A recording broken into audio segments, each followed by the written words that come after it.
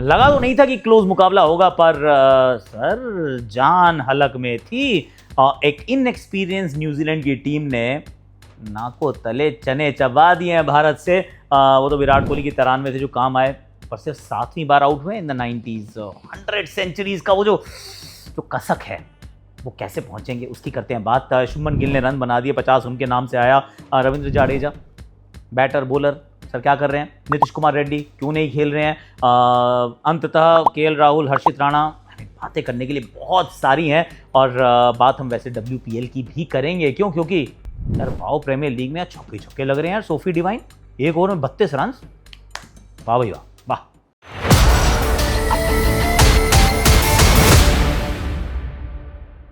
Hashtag Akashvani में आप सभी का हाथ जोड़ के स्वागत है। कैसे हो आप लोग? आई रियली होप कि आप अच्छे होगे। और आप लोगों ने एक सवाल पूछा था कि मैं क्यों नहीं कर रहा voice over for the WPL। Let me just tell you, एक डॉक्टर से मिलना है, क्योंकि 20 दिन हो गए, अभी भी जो आवाज़ का टेक्सचर है वो वापस नहीं आया है। I am doing this, I am also eating. वो एक मुलैठी होती है, अगर आपको पता हो, वो एक लकड़ी जैसी होती है, वो चबाते रहना होता है, जूस अंदर जाता है तो थोड़ा सा कुछ रिलीफ मिलता है, and then there is commentary of course. और इस वजह से मैं रिक्वेस्ट करी है प्रोड्यूसर से मुझे कि कॉलिंग कम कराओ, तो वो भी कोशिश की जा रही है so that we can manage इसका workload specially. So that is the story. पर इस वजह से AI से वॉइस ओवर नहीं हो रहा है भाई। हमारी टीम के हैं आर्य यूथ्सु, वो वॉइस ओवर उसको कर रहे हैं। तो प्लीज़ एंड में देख लेना WPL, और मुझे गालियाँ मत देना, वरना आप गाली देते हो कि सर कवर नहीं कर रहे, कवर कर रहे हैं तो आप बोल क्यों नहीं रहे। बोलूँगा तो आप कहोगे सर अच्छे से नहीं बोल रहे। बट सुन लेना है एंड में जाके। चलो अब जरा एक एक करके बात करते हैं, मैच की बात करते हैं। जो पहली बड़ी स्टोरी है ऑफकोर्स वो विराट कोहली की स्टोरी है। विराट कोहली की महानता को समझने का अगर हम प्रयास करेंगे, जो करना चाहिए, आई थिंक कई पैमाने हैं, जिसमें से अब वो सेकंड हाईएस्ट रन स्कोरर है in the history of this game across 3 formats. Of course अब वो जो 2 फॉर्मेट्स हैं उसमें रन्स में इजाफा नहीं होने वाला है। 125 के करीब टेस्ट मैचेस, 9000 से ऊपर रन्स अब वो वहीं रहेंगे। T20s में भी वहीं रन्स रहने वाले हैं, I think 4000 plus, if my memory is serving me right. पर कुल मिला के यार इतने रन्स, तो ये एक बहुत बड़ा पैमाना है जिसके अंदर जब भी वो इतिहास के वो लिखे जाएंगे तो आई मीन सचिन तेंदुलकर के बाद नाम इज़ विराट कोहली यार। सो दैट्स वन बिग टिक। मतलब पैमाना जो है वो है रन्स का, नंबर्स का। लॉन्जेविटी देख लो, बंदे को आज खेलते हुए देख लो, ऐसा लगता नहीं कि जैसा पहले मैच में खेला था ऐसा भी खेलता है। उतना ही फिट है, उतनी तेज़ भागता है, उतना ही ज़बरदस्त तरीके से बैटिंग कर रहा है, डजंट गेट टायर्ड। बहुत रेयर होता है कि 90s में आउट हो जाए। इस बार हुए, इस वजह से रन चेज करते करते हमारी जान हलक में आ गई। वरना वो होता बंदा तो 47 में ख़त्म करके जाता, और नाम के आगे सितारा लगा होता, क्योंकि सुपरस्टार है ना। नॉट आउट का सितारा इनके नाम के आगे ज़रूर होता। Not to be too night, पर ब्रिलियंट है। दैट्स द सेकंड नंबर कि भाई लॉन्जेविटी देखो, अडेप्टेबिलिटी देखो यार, अडेप्ट करता है। अलग अलग फॉर्मेट्स में अडेप्ट किया, तीनों फॉर्मेट्स को अडेप्ट किया। इवन टुडे ऐसा नहीं खेलता था कोहली यार। कोहली हर बॉल पे मार के, कदमों का इस्तेमाल करके, पेसर को चल चल के ज़रूर उस तरीके से आउट हुए, पर he is playing in a very different fashion.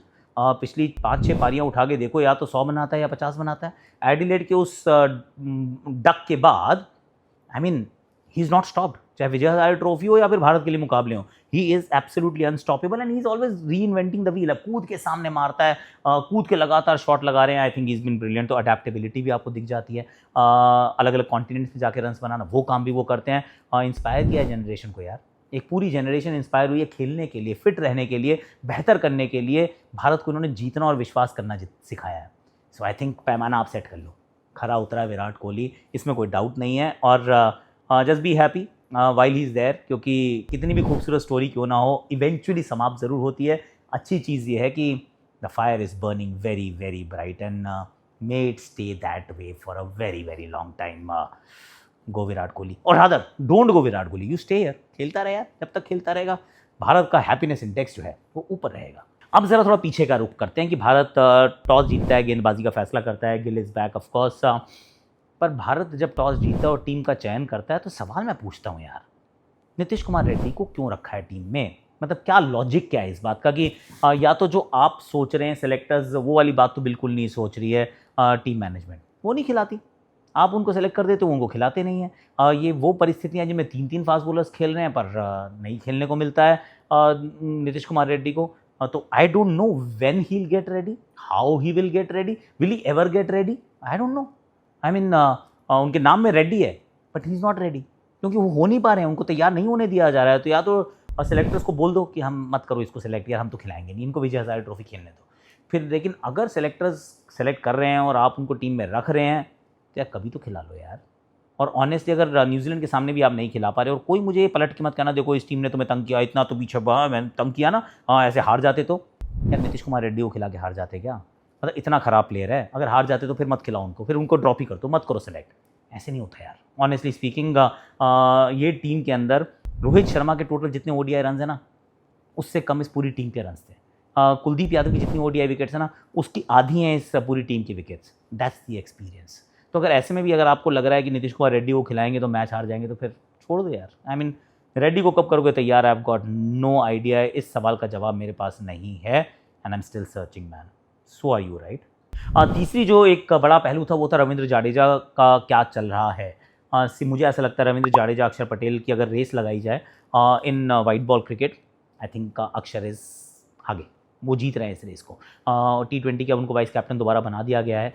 I think ODI cricket में भी अगर कल वर्ल्ड कप शुरू हो रहा होता तो भारतीय टीम को अगर एक स्पिनर पिक करना होता between the two, India would have picked अक्षर पटेल। क्योंकि रविंद्र जाडेजा खेल तो रहे हैं पर ही इज़ नॉट कॉन्ट्रीब्यूटिंग। बॉलिंग में पिछले 4 मुकाबले 3 साउथ अफ्रीका, 1 विकेट, यहाँ पर कोई विकेट नहीं। Kota of overs I don't think कि एक बार भी उन्होंने पूरा किया है। बैटिंग में आप उनको नंबर 5 पे भी भेज देते हो कि चल चल तू यार राहुल के आगे चले जाओ, बहुत रन्स नहीं बन रहे हैं। एक इनिंग से मैं जज नहीं करूँगा पर इट्स नॉट राइट। तो रविंद्र जाडेजा का जो यूटिलाइजेशन नहीं, एक्चुअली जो परफॉर्मेंस रीसेंट परफॉर्मेंसेज ये थोड़ी सी अंडर द स्कैनर है, is what I feel. I am just saying it as I see it. Jadeja के लिए मेरे जहन में रिस्पेक्ट बहुत है, खिलाड़ी बहुत बढ़िया है, बहुत सर्व किया भारतीय क्रिकेट को, लेकिन at this point in time ODI cricket में he is not cutting it properly yet, ऐसा मुझे लगता है। और let's be honest and fair कि कम साउथ अफ्रीका आप सिर्फ एक ही लेफ्ट हैंड स्पिनर को ले जा पाओगे। इट्स नॉट दुबई, ये चैंपियंस ट्रॉफी नहीं है जहाँ आप 4 स्पिनर को ले जाओ, 3 को खिला दो। वहाँ पे तो आप 2 ही खिला पाओगे। अगर 2 ही खिलाने वाले हो तो फिर जाडेजा का रोल 2 ही आने वाले मुकाबले मेरे विचार में बहुत महत्वपूर्ण होने वाले हैं उनके दृष्टिकोण से। हर्षित राणा की बात करते हैं यार। हर्षित राणा की इसलिए करते हैं क्योंकि बहुत बार जब बात होती है ना तो उनकी आई डोंट नो नेगेटिव बात होती है कि अरे ये तो सिफारशी है, ऐसे ही बोलते हैं लोग। इट पेन्स मी, क्योंकि किसी भी भारतीय खिलाड़ी को अगर आप कहें कि उसका भारत में चयन इसलिए हुआ क्योंकि वो सिफारशी है तो इट ब्रेक्स माई हार्ट। पर सोशल मीडिया है, वो कीबोर्ड के सेनानी है, मतलब उनको कोई रोक थोड़ा ना सकता है, ना रोक सकता है ना टोक सकता है, तो भाई जो मर्जी मन करे बोलो। और तो ऐसा बहुत उनको ट्रोल किया गया, पर इन्होंने कर दिया है कि तुम लोगों ने इसको ट्रोल किया, इसने मतलब इतना अच्छा कर दिया कि वो अपने को रोल मॉडल बना दिया है। ये वो वाला काम कर रहे हैं। गेंदबाजी में अच्छा प्रदर्शन है, बैटिंग के अंदर इनको ऊपर भेजा क्योंकि वाशिंगटन सुंदर इंजर्ड थे। 29 इनक्रेडिबली इंपॉर्टेंट रन्स, 29 रन्स बनाए, 2 विकेट इन्होंने चटकाई, डिफरेंट फेजेस में गेंदबाजी की है, नई गेंद से, पुरानी गेंद से, मिडिल ओवर्स में। I think Harshit Rana is pulling his weight in the side. Batting ये ठीक ठाक करते हैं। ऑफकोर्स इनका चयन प्रॉमिस के साथ हुआ है क्योंकि बहुत कम ऐसे गेंदबाज हैं जो 140 भी करते हो, 8 नंबर पर बैटिंग भी देकर जाते हो।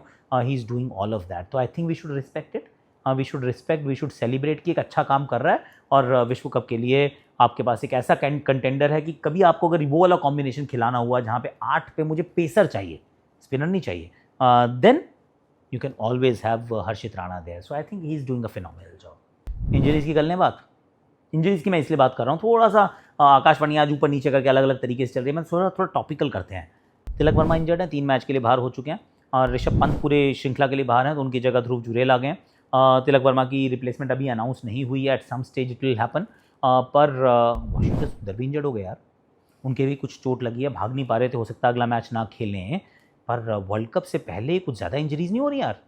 I mean that worries me a little कि अगर इस प्रकार से इंजरीज़ होती रहेंगी तो फिर where will we go eventually. क्योंकि जब मैं इस वर्ल्ड कप की टीम को देखता हूँ तो मुझे सारी चीज़ें अच्छी नज़र आती हैं, पर फिर मैं अपनी फिंगर्स क्रॉस कर लेता हूँ कि सब यार फिट रहना है यार। एक आधे बंदे की फॉर्म येस, कॉम्बिनेशन का सही होना येस, पर fitness please please please stay fit. पर यहाँ इंजरीज़ एक के बाद एक होती जा रही हैं। सो आई रियली होप कि इंजरी ज़्यादा गंभीर ना हो, वरना गौतम बहुत ज़्यादा गंभीर हो जाएंगे। क्योंकि 2 साल की मेहनत है, आप ना एक टीम को तैयार करते हैं, वर्ल्ड कप तक लेकर आते हैं। अब वर्ल्ड कप के टाइम पे अगर गलत टाइम पे इंजरीज़ हो जाएं तो फिर कहानी बहुत ख़राब हो जाती है। And that is what I am thinking about Washi's injury. Let me also talk about Shubman Gill's runs here. Important थे रन्स बनाना, उन्होंने रन्स बनाए, 50 रन बनाए, बहुत फ्लुएंट नहीं थे। पर एडिलेड के मैदान पे हमने क्या सीखा था, रोहित ने भी रन्स बनाए थे, फ्लुएंट नहीं थे, पर अगले मैच में 100 बनाया। He is look beautiful since then. तो वही अब शुभमन गिल के लिए भी ज़रूरी है। मेरे पिताजी कहते हैं एक्चुअली कि भैया मरे बिना स्वर्ग नहीं मिलता। अगर स्वर्ग ढूंढना है तो उसके लिए मरना पड़ता है पहले। मतलब मेटाफर है। तो ऐसे में अगर आप मैदान पे समय नहीं बिताएंगे ना तो फॉर्म वापस नहीं आएगी, और कई बार मैदान पे समय बिताना पड़ता है, and you have to look ugly and then stay ugly यार, इट्स ओके। अगर रोहित शर्मा जैसा खिलाड़ी वैसे स्ट्रगल करके रन बना सकता है, 70-75 जो बनाए थे, शुभमन गिल भी वो काम कर सकते हैं। उन्होंने वो काम किया, इंपॉर्टेंट रन बनाए। Of course I wanted him to continue batting, I wanted Virat Kohli to go and finish the game, पर रन्स इंपॉर्टेंट थे and runs were important from the vice captain vice captain दोनों आए हैं, दोनों फॉर्म में हैं। 49 पे श्रेयस आउट हुए, बड़े गलत समय पे आउट हुए यार क्योंकि श्रेयस अय्यर ना स्पिनर को तो बॉल ही नहीं डालने देता, खड़े खड़े छक्के मारता है, जम मन करता है, और ऐसा लगा नहीं कि कहीं गए थे। He started from where he had left, once again a phenomenal batter. पर मुझे ऐसा लगा कि इस न्यूजीलैंड की टीम जिसके अंदर शायद अनुभव की कमी है, नो स्क्रैच दैट, शायद नहीं, बहुत अनुभव की कमी है। Devon Conway, Henry Nicholls, Daryl Mitchell, 3 बल्लेबाजों की बल्लेबाजी। Towards the end Kristian Clarke, 300 run बनाना, बट आई थॉट कम से कम 30 रन कम है वो to actually put up a fight. पर जेमिसन की 4 विकेट चटकाना, भारत को एक्चुअली एंड तक पुश करना, एक केएल राहुल की wicket and you were done. तो केएल राहुल वेल डन, आप अंत तक बने रहे, चौका चौका छक्के के साथ आपने मैच समाप्त किया in a typical almost Dhoni style में फिनिश करना। So that's a good story, so well done KL Rahul, well done. Team India 1-0 से हम आ गए, पर अभी मुझे लगता है चोटों की समस्याएं हैं वाशिंगटन सुंदर। I don't know if he will be available in the next game. And now let's talk about the WPL। वाह, प्रीमियर लीग का तीसरा दिन। दिल्ली अपनी पहली जीत की तलाश में तो गुजरात जीत के मोमेंटम को बरकरार रखना चाहती थी। दिल्ली ने टॉस जीता और बॉलिंग चुनी। सोफी डिवाइन ने शुरुआत से ही अटैक करना स्टार्ट किया, सारे बॉलर्स की जमकर पिटाई की, लेकिन हाईलाइट रहा स्नेह राणा का फर्स्ट ओवर। 4-4-6-6-6-6 मींस हर बॉल बाउंड्री के बाहर। हालांकि इस ओवर की दूसरी बॉल पर डिवाइन को जीवनदान भी मिला था। एशली गार्डनर ने भी बहती गंगा में जमकर हाथ धोए और बराबर पिटाई की। स्कोर जा पहुंचा 200 पार। लेकिन लास्ट ओवर में आया ट्विस्ट और बने कई सारे रिकॉर्ड्स। 24 साल की युवा फास्ट बॉलर नंदिनी शर्मा, उनका WPL का दूसरा मैच, ओवर में 4 विकेट्स और इस सीजन की पहली हैट्रिक के साथ पहला फाइफर भी। सेकेंड इनिंग्स स्टार्ट हुई, लक्ष्य बड़ा था, लेकिन बड़े अनुभव वाली लिजेल ली ने भी गुजरात के बॉलर्स को चैन नहीं लगने दिया। ली आउट हुई तो उनकी साउथ अफ्रीकन टीम में लॉरा वुल्फार्ट ने टॉप गियर लगा दिया। 21 बॉल्स पर 29 से 38 पर 77, यानी अगली 17 बॉल्स पर 48 रन्स। अब लास्ट ओवर में दिल्ली को चाहिए थे सिर्फ 7 रन और क्रीज पर थी 2 सेट बैटर्स, लॉरा और जेनी। ऐसे में बॉल दी गई बैटिंग की हीरो रही सोफी डिवाइन को। उन्होंने पहले जेमी और फिर लॉरा को चलता किया और मैच फिर दिल्ली से छीनकर गुजरात की झोली में डाल दिया। चलिए आज के लिए, अभी के लिए मेरे पास इतना ही है। Do like, share, subscribe, comment, notification घंटी जरूर बजा दीजिएगा, और ध्यान रखो अपना यार। मैं भी डॉक्टर के पास जाऊँगा, ध्यान रखूँगा अपना। वैसे आज आरना का बर्थडे है, तो फिर मेरी बड़ी वाली बेटी 13 साल की हो गई है, she is become a teenager now.